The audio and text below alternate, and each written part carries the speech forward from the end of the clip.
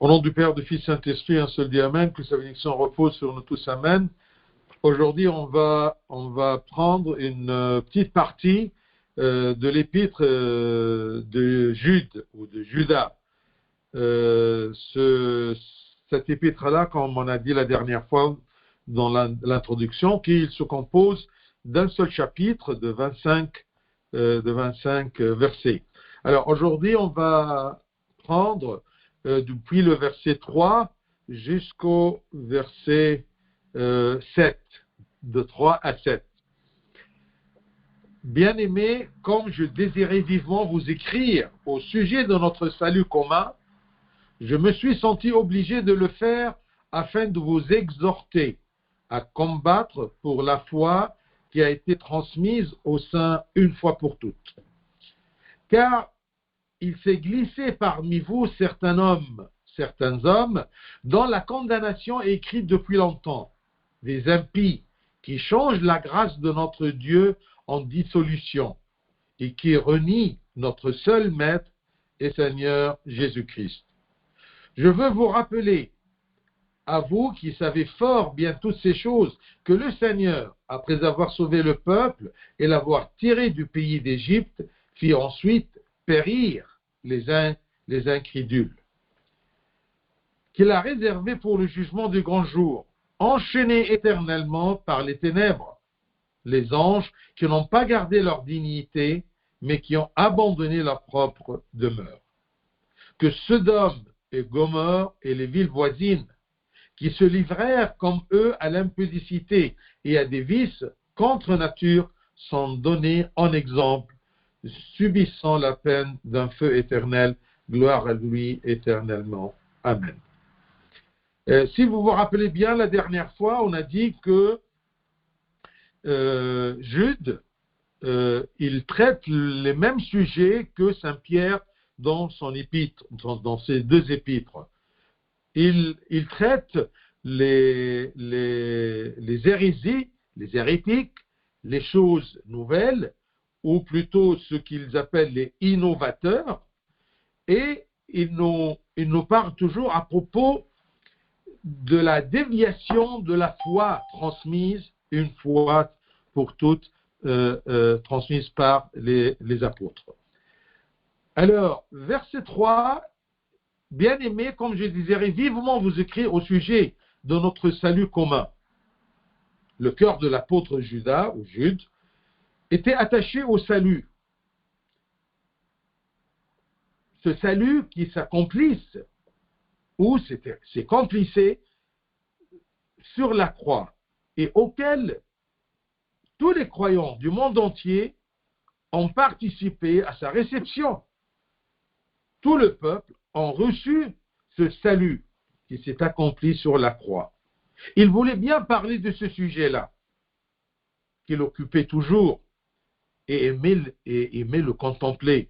Mais lorsqu'il a trouvé des hérétiques et des innovateurs, comme il dit un peu plus loin, qui se sont glissés parmi les fidèles de l'Église de Dieu, eh bien, il était obligé de parler de la foi.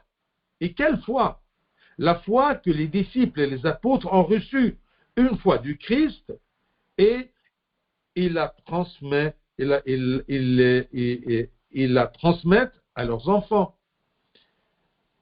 Grâce à cette foi-là, transmise une fois pour toutes par les apôtres, reçue du Christ, grâce à cette foi, nous obtenons le salut. On ne peut pas obtenir le salut, on ne peut pas acquérir le salut, on ne peut pas profiter du salut si nous ne croyons pas. Et ce n'est pas chacun qui croit à ce qu'il veut, mais il y a une foi, une seule foi, droite, vraie, qu'on doit suivre pour obtenir ce salut. Et cette foi-là, authentique, vraie, transmise par les apôtres, reçue du Christ, nous protège de toutes les déviations loin du vrai chemin, loin de la vérité. Bien-aimés, comme je désirais vivement vous écrire au sujet de notre salut commun. C'est un salut qui qui est présenté pour tous les gens, pour tout le monde entier, mais à condition que ce monde entier qui veut profiter du salut suit la foi transmise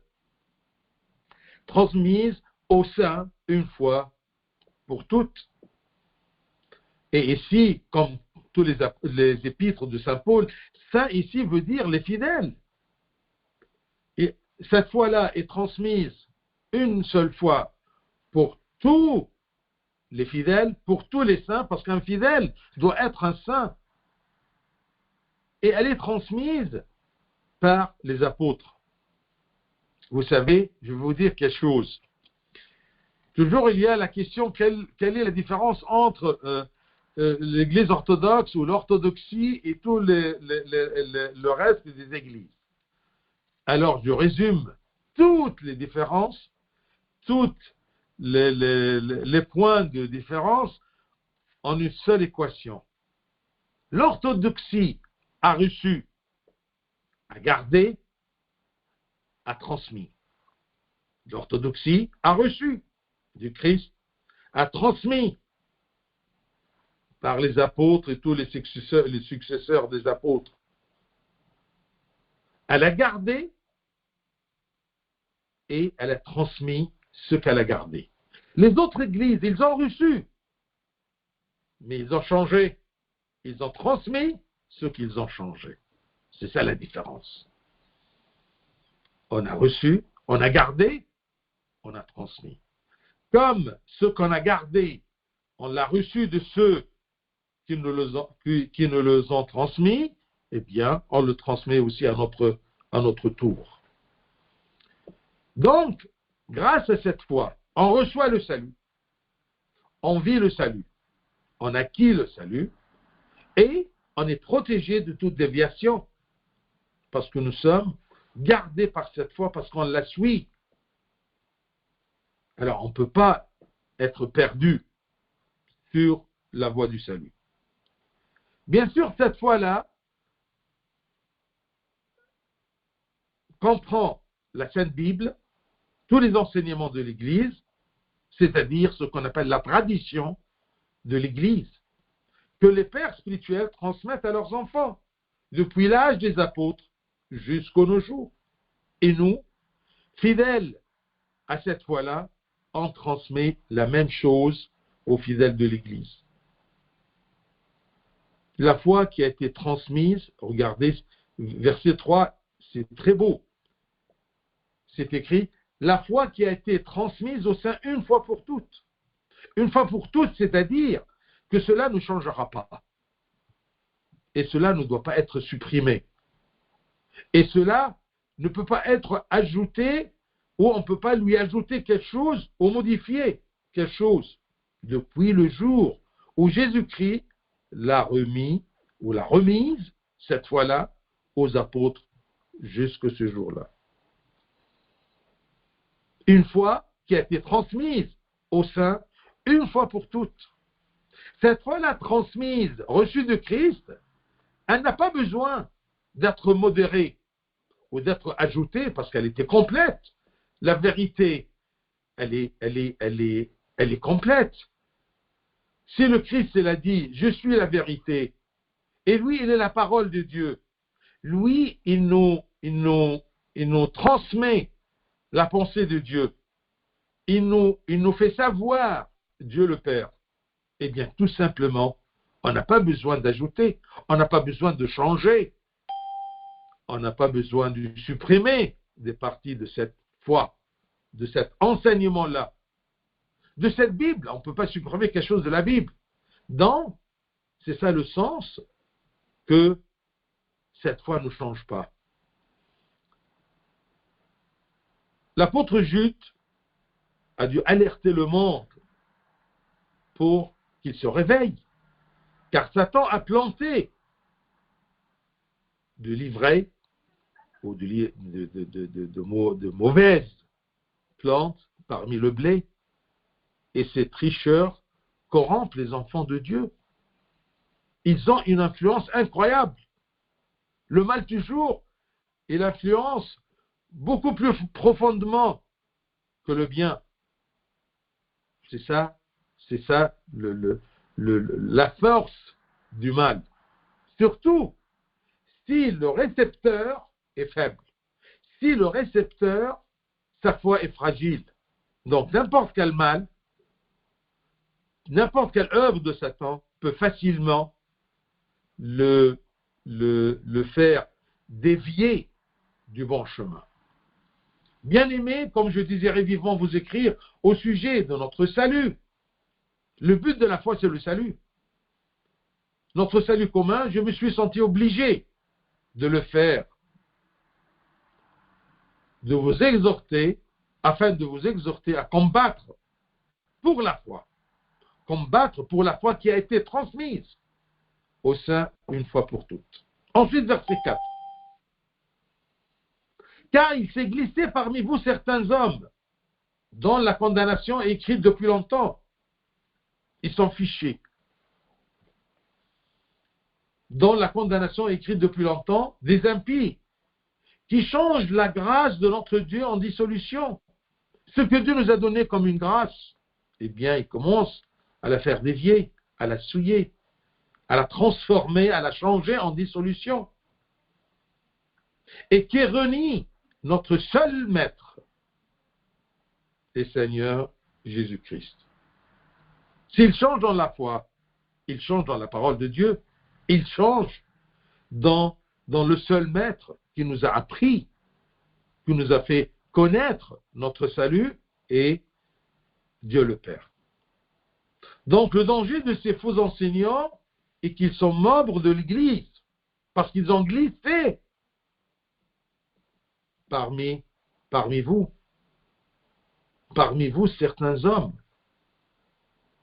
Ils font partie de l'Église, mais ils font du mal dans ce corps du Christ. Ce sont des membres de l'Église et ils l'attaquent de l'intérieur avec des idées qui lui sont étrangères, des idées qu'on ne connaissait pas. C'est pour cela que parfois on les appelle les innovateurs, des gens qui essayent de renouveler, d'ajouter des choses et de supprimer des choses. Alors, ils répandent leur hérésie et leurs mots parmi les faibles et les simples d'esprit. Ainsi, ils frappent beaucoup. Et Dieu les connaît et leur a préparé le jugement et le tourment éternel à cause de leur impudicité, parce qu'ils n'essayent pas de se repentir. C'est pour cela qu'il dit que leur condamnation est écrite depuis longtemps. Par sa préscience, Dieu il sait très bien qu'ils ne vont pas se repentir. Dieu veut pour chaque pécheur lui donner un espoir, une espérance. Mais le problème c'est que ces gens-là, ils continuent leur chemin de destruction. C'est pour cela que leur condamnation est écrite depuis longtemps. Les impies. Un impie, c'est quelqu'un qui sait qu'il fait du mal, et il insiste à faire le mal. Il ne veut pas changer, il ne veut pas se repentir. Et le plus grand mal qu'un homme peut faire, c'est de corrompre ou faire une déviation, dévier la bonne foi. Et de cette façon-là, il peut agir à la perdition des autres, ce qui est grave. Il ne se perd pas lui-même tout simplement, mais il attire avec lui d'autres âmes auxquelles le Christ a accompli le salut sur la croix par sa mort et sa passion. Leur audace dans le mal, répandant sans honte leurs mauvaises pensées et leur criant qu'ils ont garanti le salut qu'ils ont obtenu de Christ, alors ils se précipitent dans les péchés d'adultère et de toute impureté, prétendant qu'ils sont sûrs de leur salut. Qu'est-ce que ça veut dire? Ça veut dire qu'ils parlent en disant « nous sommes sauvés ». Et ça, c'est une idée très dangereuse. Une fois que nous sommes baptisés, une fois qu'on a connu le salut, une fois que nous sommes chrétiens, nous sommes sauvés. Ah non, attention, le salut est là, mais je dois vivre une vie qui me prépare à acquérir ce salut. Ce n'est pas parce que je suis chrétien, ce n'est pas parce que je suis baptisé, je suis automatiquement sauvé. Ah non, attention, c'est ça ce qu'il va nous faire comprendre. Parce qu'il y a des gens qui essayent de faire apprendre aux gens, n'aie pas peur, tu es sauvé. C'est terminé, tu es sauvé. Il n'y a rien qui peut t'empêcher de profiter de ce salut-là. Une fois sauvé, c'est sauvé. Et alors, et mes péchés, il n'y a aucun effet sur mon salut. Non, ça ne marche pas. Ce n'est pas ça la bonne foi. Ce n'est pas ça la foi que Dieu nous a transmise à travers ses apôtres et à travers l'Église, notre mère.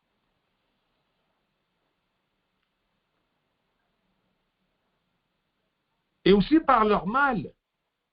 Ils nient l'existence, parfois, quand ils exagèrent, l'existence de Dieu et la divinité du Christ. C'est pour cela qu'il y avait beaucoup de hérésies qui nient la divinité de Christ. Oui, Dieu, créateur du ciel et de la terre. Mais le Christ, il n'est pas divin, il n'est pas Dieu.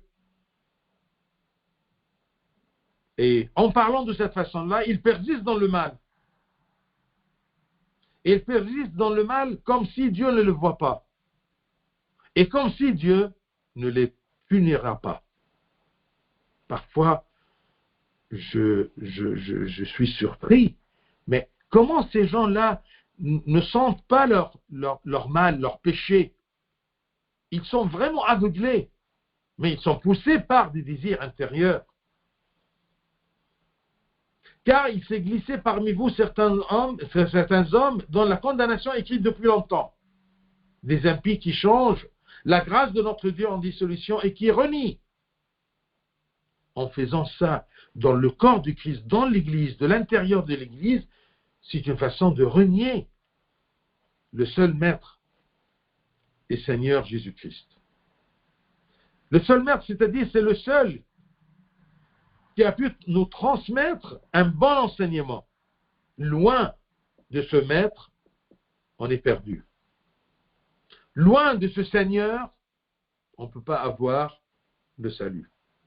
Loin de la divinité de Christ, si le Christ n'est qu'un homme ou un prophète parfait, eh bien, on n'a pas de salut.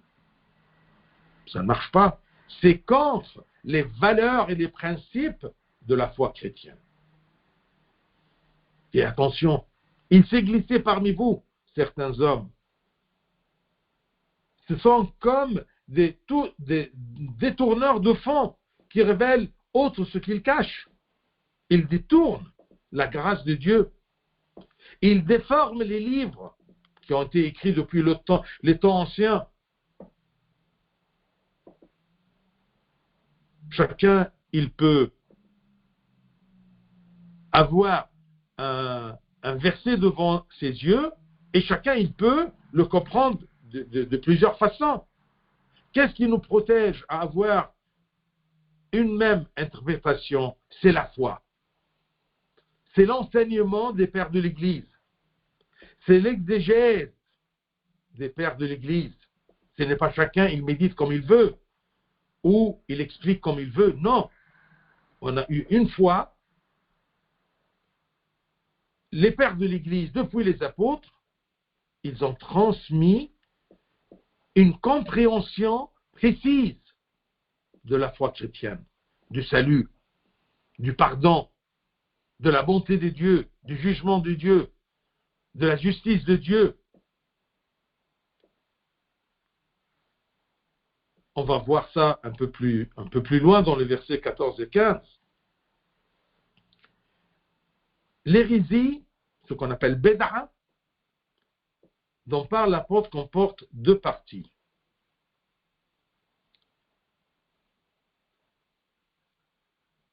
Une scission, c'est-à-dire une part dans ma foi, qui renie notre seul Maître et Seigneur Jésus-Christ. C'est-à-dire, ni Dieu ou ni que Christ est le Fils de Dieu. Peut-être ils ne le disent pas ouvertement, mais s'ils changent ce que le Christ a dit, c'est-à-dire qu'ils nient la valeur et la sérénité et l'authenticité du Christ, ils changent ce que le Christ a dit et ce que les apôtres et les pères de l'Église ont expliqué et ont transmis.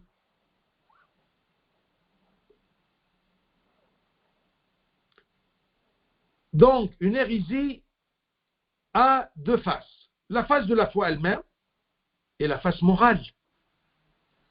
Il change la foi en changeant aussi la morale. S'il change la foi, il vous dit, une fois le salut est accompli, on est sûr qu'on va avoir le salut. Comme il y a des gens qui disent, ah non, je suis chrétien, alors je suis sauvé. Mais est-ce que ton comportement est un comportement de chrétien? Pas tous les baptisés seront sauvés. Comme aussi, on ne peut pas être sauvé sans le baptême. Donc le baptême est indispensable pour le salut. Celui qui est né de l'eau et de l'esprit aura la vie. Et je le ressusciterai le dernier jour. Mais s'il est baptisé et il ne vit pas selon la foi et la morale chrétienne, la pratique chrétienne, il ne peut pas être sauvé malgré qu'il est baptisé.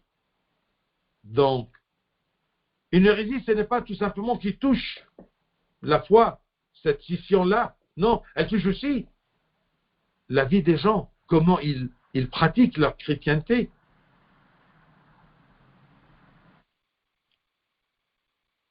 Cette hérésie-là a également été confrontée à l'apôtre Paul quand il a dit, Romains 6, de 1 à 2,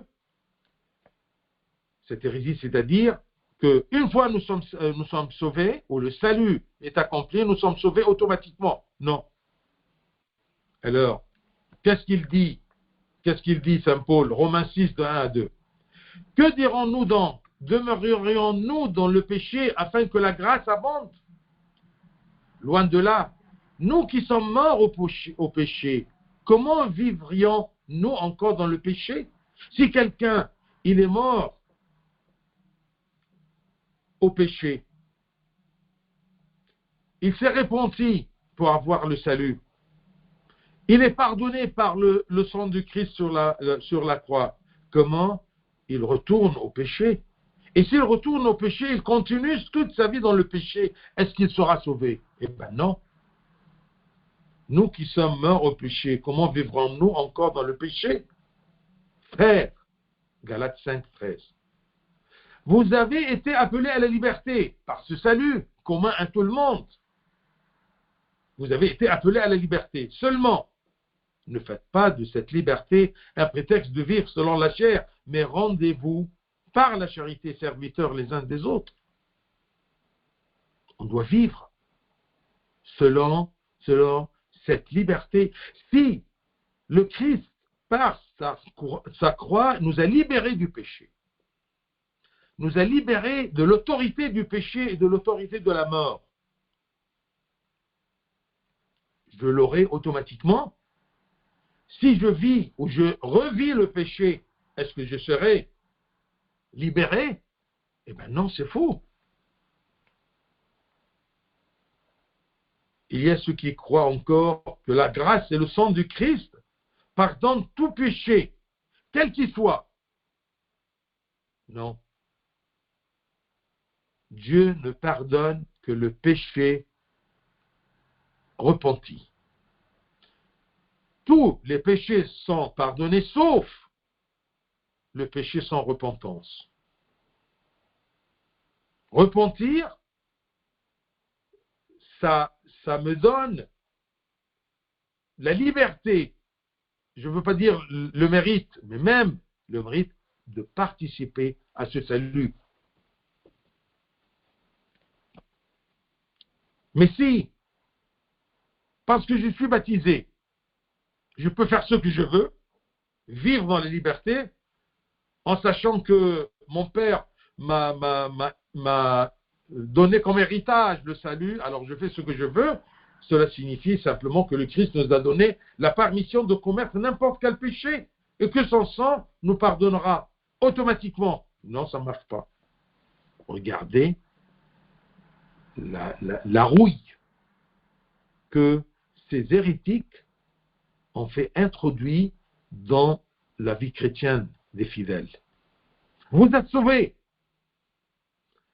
Et le moment que le Christ est mort sur la croix, nos péchés sont pardonnés. Automatiquement. Sans aucun effort de ma part. Non, ça ne marche pas. Ces impies exploitent la grâce de notre Dieu et son sang qui purifie de tout péché comme une opportunité de réaliser leurs caprices et leurs péchés. Ne t'inquiète pas, tu es sauvé. Non. Ces gens pensaient que la foi sans le combat et l'effort spirituel leur suffisait. Comme certains le disent aujourd'hui. Tu es sauvé. Mon frère, tu es sauvé. N'aie pas peur, ne crains rien. Non, tu dois craindre que tu peux perdre ta filiation à Dieu par le péché. Alors, méfie-toi. Alors ici, nous voyons le lien entre la croyance, je crois, et le comportement et la vie spirituelle. C'est lié. Je vous dis toujours, Satan, il croit, mais est-ce qu'il vit selon la croyance? Est-ce qu'il vit selon la foi? Alors si je crois, si je suis baptisé, mais je ne me comporte pas comme enfant de Dieu, eh bien, je n'ai aucun part dans le salut que Dieu a accompli sur la croix. Notez que quiconque ne craint pas Dieu dans son comportement niera Dieu. Vous voyez, je répète, ça, c'est une des valeurs dans le christianisme dont les pères le citent toujours. Notez bien que quiconque ne craint pas Dieu et il vit la liberté du péché, quiconque ne craint pas Dieu dans son comportement niera Dieu. La plupart des gens qui refusent la présence de Dieu, l'existence de Dieu, pourquoi ils le font? Parce qu'ils sentent que avouer l'existence de Dieu va les empêcher de vivre comme ils veulent, dans la liberté du péché. Mais nous vivons dans la liberté des enfants de Dieu.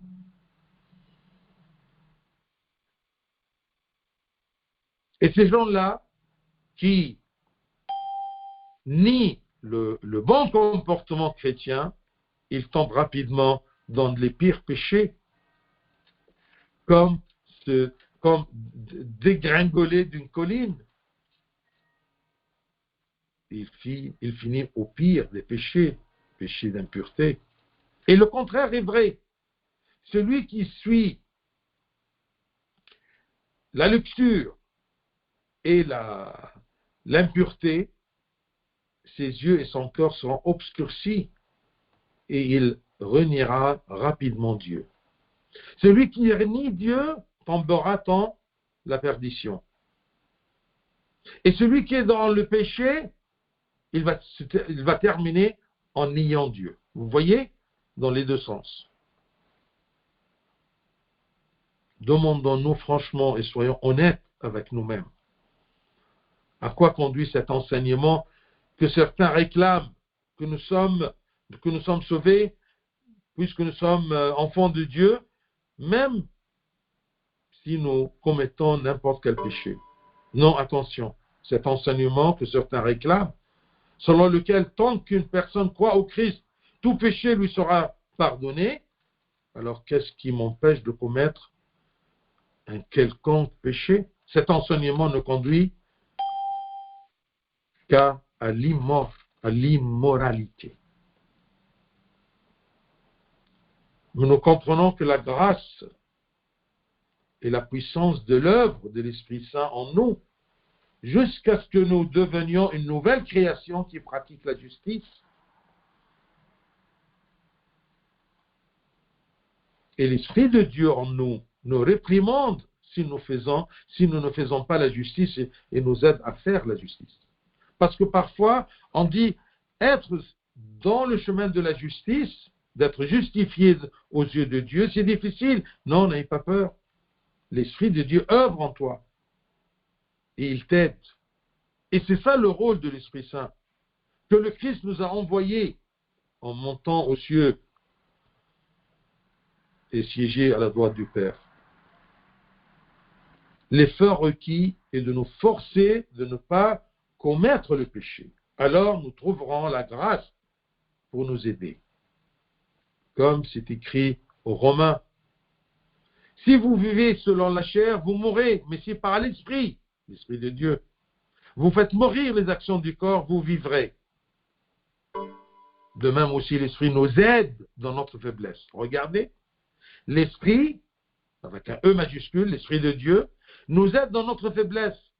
Car nous ne savons pas ce qu'il nous convient de demander dans nos prières, mais l'Esprit lui-même intercède par des soupirs inexprimables. C'est une œuvre de l'Esprit de Dieu en nous. On ne peut pas la contempler, mais on la sent, cette œuvre-là. Car il s'est glissé parmi vous certains hommes, dont la condamnation est écrite depuis longtemps, des impies qui changent la grâce de notre Dieu en dissolution. Si Dieu nous a donné la grâce du pardon, la grâce du salut, on ne va pas en profiter pour la dissolution et renier notre seul Maître et Seigneur Jésus-Christ. Cette idée-là, que je suis sauvé automatiquement parce que je suis chrétien, parce que j'ai la foi en Christ, Satan, il a aussi la foi en Christ. Mais il ne se comporte pas selon la foi. Verset 5. Je veux vous rappeler, à vous qui savez fort bien toutes ces choses, que le Seigneur, après avoir sauvé le peuple et l'avoir tiré du pays d'Égypte, fit ensuite périr les incrédules. Il a sauvé son peuple du péché en Égypte. Il les a gardés durant leur traversée du désert. Et ils se sont baptisés en traversant la mer Rouge. Mais puisqu'ils ont vécu dans le péché, personne d'entre eux il est rentré, que sauf 2 personnes. Tous les gens qui sont sortis d'Égypte, ils sont péris dans le désert, sauf 2. Donc, afin de mettre en garde les croyants contre les adeptes de ce faux enseignement qui prétendent avoir atteint le salut, ils ont eu la grâce de Dieu. Ils vivent comme ils veulent. Il leur donne des exemples de l'Ancien Testament dans lesquels certains ont atteint le salut. Puis ils ont péri à cause du mal qu'ils ont vécu. Le premier exemple dans ce verset, c'est le peuple et les enfants d'Israël qui furent sauvés de l'esclavage en Égypte et traversèrent la mer Rouge, symbole du baptême. Mais ils se plaignirent contre Moïse et refusèrent d'entrer dans la terre promise. Ils va retourner au péché. Ils voulaient plutôt retourner en Égypte. Alors ils moururent tous dans le désert et seulement 2 d'entre eux y entrèrent. Ça, vous le voyez dans le livre des Nombres, dans l'Ancien Testament, chapitre 14, verset 29. Vos cadavres, je cite, vos cadavres tomberont dans ce désert, vous tous, dont on a fait le dénombrement, en vous comptant depuis l'âge de 20 ans et au-dessus, et qui avaient murmuré contre moi.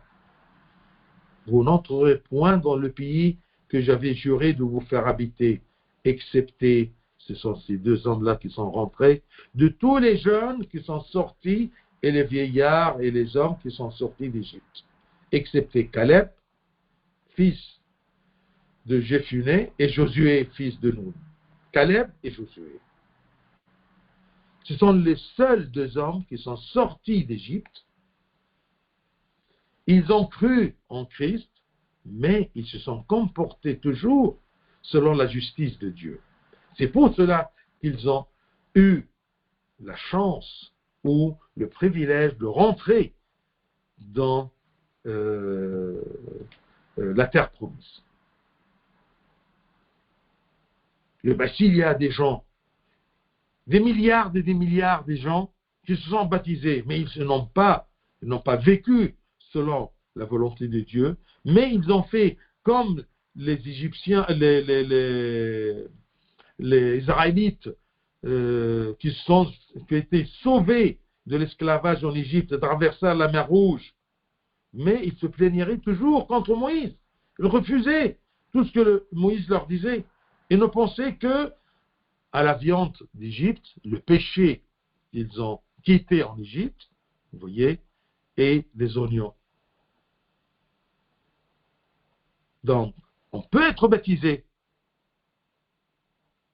mais on n'a pas suivi l'enseignement ou le comportement d'un chrétien baptisé. Alors, nous serons refusés. Nous n'entrerons pas le royaume des cieux. Comme ces gens-là, qui sont sortis d'Égypte, aimés par Dieu, ils ont vécu le salut en traversant tout le désert et en traversant la mer Rouge, mais malgré ça, ils sont morts dans le désert, ils ne sont pas rentrés à la terre promise, le royaume des cieux. Et de même, lorsqu'ils adorèrent le veau d'or dans le désert, vous vous rappelez, ces Israélites-là, qui étaient sauvés, ils ont traversé la mer Rouge, ils ont vu la main de Dieu, la main forte de Dieu. Et malgré ça, à un moment, ils ont commencé à faire un veau d'or et à se prosterner à ce veau d'or pour être comme les autres nations ayant un Dieu parmi eux, un Dieu matériel. Comme c'est écrit au Exode 32, de 7 à 10. L'Éternel dit à Moïse, va, descends, car ton peuple que tu as fait sortir du pays d'Égypte s'est corrompu. Ils se sont promptement écartés de la voie que je leur avais prescrite. Donc, quand on s'écarte de la voie prescrite, de la voie de la foi, de la voie du salut, eh bien, ils seront massacrés dans le désert. Ils seront empêchés de rentrer au royaume des cieux. L'Éternel dit à Moïse, je vois que ce peuple est un peuple au cou rude. Maintenant, laisse-moi, ma colère va s'enflammer contre eux, et je les consommerai, mais je ferai de toi une grande nation. Donc, rien n'a protégé ces gens-là qui étaient contre la voie de Dieu et contre les exigences d'être enfant de Dieu.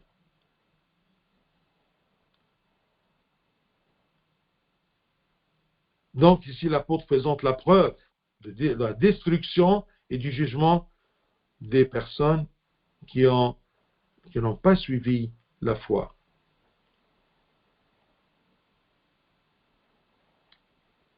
Celui qui se détourne de la foi périra.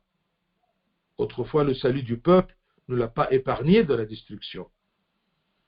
Ils croyaient en Dieu, mais une fois égarés, ils sont perdus.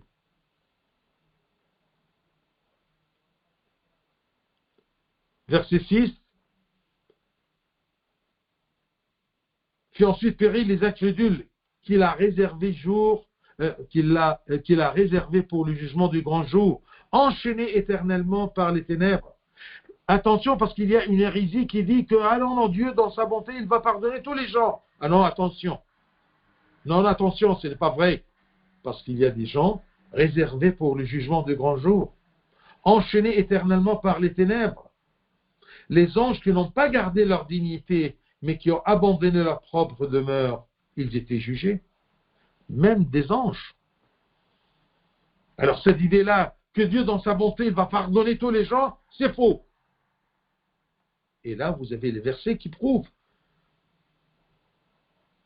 que la destruction, le châtiment, a réservé pour le jugement du grand jour, enchaîné éternellement par les ténèbres, les anges qui n'ont pas gardé leur dignité, mais qui ont abandonné leur propre demeure. Je ne sais pas si la prochaine fois, on peut voir un peu comment ces anges-là, ils étaient tombés de leur grade d'anges à cause de leur orgueil. Et Dieu les a gardés, réservés pour le jugement du grand jour. S'il a fait ça avec des anges, il va le faire avec, d'accord, les hommes. Ne me dites pas non, parce que ce sont des anges. Et nous sommes des faibles pécheurs. Non. Dans le verset 7, que Sodome et Gomorrhe et les villes voisines qui se livrèrent comme eux à l'impudicité et à des vices, contre nature sont donnés en exemple, subissant la peine d'un feu éternel. Je dois m'arrêter là. Peut-être la prochaine fois, on va reviser un peu ces exemples, ces preuves que Dieu, il est bon, oui, mais il est juste. Il nous a donné la grâce du salut, mais attention, si nous ne suivons pas le chemin de la foi, eh bien, nous périssons. Que ça soit clair. On doit avoir la crainte de Dieu et faire l'effort pour fuir le péché et pour se repentir du péché. C'est ça ce qu'on doit faire. Fuir le péché. Et si nous sommes tombés dans le péché, eh bien, on doit se repentir. Mais vivre dans le péché en disant que nous sommes sûrs que Dieu nous a pardonné et il va nous pardonner, ça c'est une hérésie qui va mener les gens à se lasser dans le chemin de l'effort. Que Dieu nous protège de ces mauvaises idées et de ces gens qui se glissent parmi nous en nous donnant des enseignements autres que ceux que nous avons reçus du Christ, transmis par les apôtres, gardés dans l'Église et l'enseignement de l'Église, gloire à lui éternellement. Amen.